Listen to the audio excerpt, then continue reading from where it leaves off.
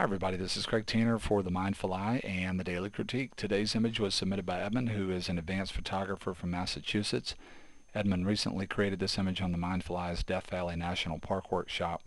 I want to talk about what I like about this image, and then I want to do a couple of things. I want to talk about a basic technical capture technique for a minute, and then I want to get into using layers to create more local and global contrast here to push the illusion of form in this image. And I also need to say something else to be fair to Edmund. First, a big thank you. Edmund has generously offered for us to work with any of the images he created on the workshop in the context of a Mindful Eye educational video. And this is an unfinished image. Edmund basically took this image in raw mode, did a quick conversion to monochrome in Lightroom, and that was as far as he got with it. So this basically is sort of a just starting point of an image. And that's nice because we can work through these layers and talk about what we might do. And at the very end of the video, I want to make a point about raw capture and also a point about finishing as a part of your process as a photographer.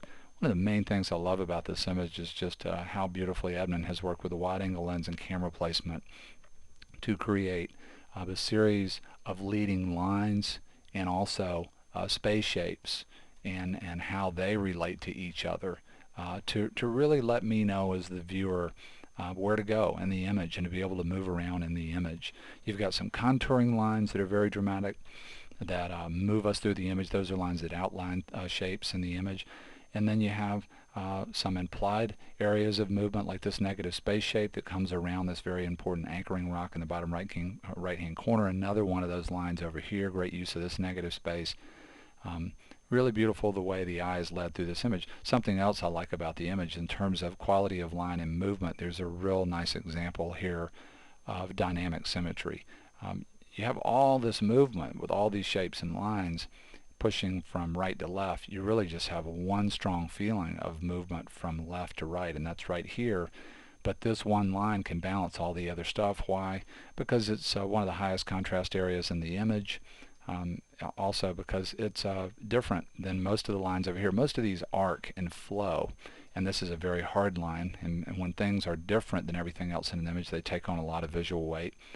And also because the implied movement here is very strong from left to right. It's easier for the viewer to move in this direction because that's how we read in the West, and also moving from high to low is easier. All those things add up to make this a very powerful pushback to all this energy, and can be pretty beautiful effect, particularly when we have a rectangular framed image, to play one thing off of another like this, where one area is pretty small and the other area is pretty big, but they can balance each other because of the relative visual weight of both visual concepts. There's some other things I really love about this image, one of which is just a lot of really beautiful repeating textures and patterns that you see over and over and over again in the image. Something else I really like about this image is you've got this landscape that could sort of be Mars or Earth 4 billion years ago, and then you have this sort of eye happening right here, and this feeling right in here of a real powerful archetype, almost as if this thing, you know, is some kind of a being or shape or whatever. I start to think of an elephant because of the texture and the color, and I want to play around with bringing that out. I'm always looking for archetypes that might have a psychological effect on the viewer. These are things that the viewer doesn't have to consciously recognize, but they can have a big psychological effect. They can keep the viewer with the image longer. They can also give the viewer an emotional feeling about the image. And I'm going to link to this. There's a great article in Discover Magazine this month that really points to the fact that it's emotions that really help to sort of seal the deal in anything, any communication that has an effect on us and we remember it and really gets inside of our consciousness.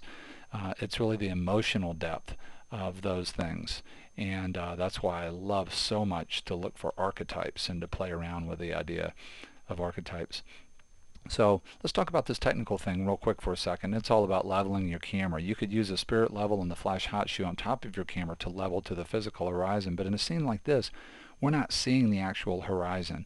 This to the viewer is what is going to appear to be the horizon, but in fact this whole block of land is on an alluvial fan that's moving on a diagonal downhill to the valley floor down here. So if we level to the spirit level here, we still end up creating a feeling for the viewer that the camera's not level, and it tends to dump the viewer out down here no matter how hard this pushes back. This is the kind of scene where I would level it based on feeling my way inside of the camera instead of looking at the spirit level. Whenever I don't have a true physical horizon, like where the land meets the sky, or where in the far distance, or where water is meeting the sky, let's say in an ocean scene, I'll tend to balance based on feeling. And you might say, well, Craig, who cares, because you can fix this in Photoshop. But fixing it in Photoshop sometimes is complicated. It may cause you to lose information in the image. In this case, I wanted to bring this up, but leave this part of the image relatively unaffected, which means I'm going to have to do some more work besides just using Edit, Transform, Skew or something like that. So here's the layer where I did a combination of a scale move and some touch-up work, and there's still some issues in here. If I was working at this at 100%, that I would need to repair and work with cloning. But see how you feel about looking at this. For me, scaling the left-hand side out really helps to keep me in the image a lot longer. Next thing that I did was I took this shape that I've already identified as being potentially very visually powerful, and I moved it in this direction. Why did I do that? Because from a psychological standpoint, a lot of times it's the transitional movement from one subject to the other that's more psychologically powerful for the viewer than actual contouring lines. And this is a tangency here. The energy of this is almost directly over the center of the rock, and it starts to create, for me, a sticking point in the image. And by just moving this over here in this direction, I can create more of a dynamic feeling of triangular movement between these three subjects. So there's that work, and I'm going to bring that out even more later with my layers. And here go sort of the the layers where I'm creating more of an illusion of form. I first did a curves adjustment. I took all the areas that were dark and made them even darker. I then came in and toned the sky down quite a bit, and I'm going to come in on later and create local contrast in the sky to create more form and movement within the sky itself. But this is a move to just take the whole area of very bright sky here and here and just tone that down for now. Did that work. Then I came in with a levels adjustment and pushed the difference between very dark and very light even more.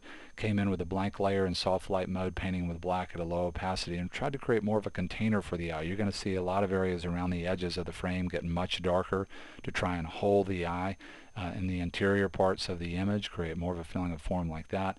Then I came in, this one's subtle. I tried to pop these low dark mids and create more of a feeling of texture and grit by taking that part of the curve in there and making it steeper and apply that locally. It's pretty subtle. There's before and there's after. And then I came in with another levels adjustment, and I tried to create much more of a stronger feeling of form in here in this archetypal shape that I like, and some of the other areas that are dark, continuing to push the feeling of depth in the image. And here's where I came in and popped that section of sky, and I did that in a way, I'll show you the mask, to try and create movement in there.